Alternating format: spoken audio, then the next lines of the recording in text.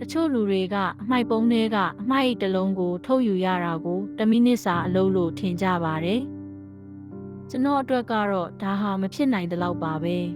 ။အစ္စရေးနိုင်ငံမှာမတန်ဆွမ်းသူတွေရဲ့အစိတ်ပိုင်းတစ်ခုဖြစ်ပြီးနေ့စဉ်ရုပ်ပိုင်းဆိုင်ရာနဲ့စိတ်ပိုင်းဆိုင်ရာအခြေအနေတွေကြောင့်ရိုးရှင်းတဲ့အလုပ်တွေကိုခက်ခဲစေပါတယ်။အိယာထားတာစနစ်တကျလှုပ်ဆောင်တာတခါတလေအိမ်မှာအခြေခံအကျဆုံးအလုပ်တွေကိုတောင်လုပ်ရတာတွေပါ။ကျွန်တော်အထူးခက်ခဲရှိတဲ့အလုပ်တစ်ခုကတော့ကျွန်တော်တိုက်ခန်းကမိုက်တွေကိုထုတ်ယူတာပါပဲ။ agency မျိုးမျိုးအစိုးရရုံးတွေအဖွဲ့အစည်းတွေနဲ့အကျိုးအမြတ်မယူတဲ့အဖွဲ့အစည်းတွေကိုဆက်သွယ်ဖို့စ조사ခဲ့ပေမဲ့လက်တွေ့မှာတော့တကယ်ဖြေရှင်းချက်မရှိဘဲ agency တစ်ခုကနေတစ်ခုကိုအကြိမ်ကြိမ်ပို့ခံနေရတာကိုတွေ့ရပါတယ်။ဒီအတော်အတွင်းမှာတော့ဘဝကဆက်လက်ဖြစ်ပေါ်နေပြီးအခက်အခဲတွေကတော့ရှိနေသေးပါပဲ။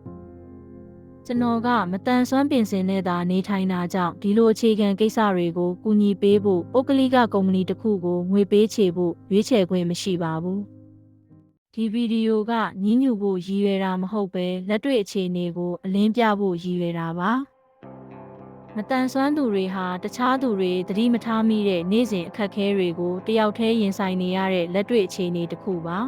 ။ဖြည့်ရှင်းချက်ကအတိုင်းဝိုင်းမှာရှိနေနိုင်ပါတယ်။စေတနာဝန်ထမ်း project ငယ်လေးတစ်ခုအနေနဲ့လည်းဖြစ်နိုင်ပါတယ်။ပိုပြီးအသိပညာပေးမှုတွေနဲ့လည်းဖြစ်နိုင်ပါတယ်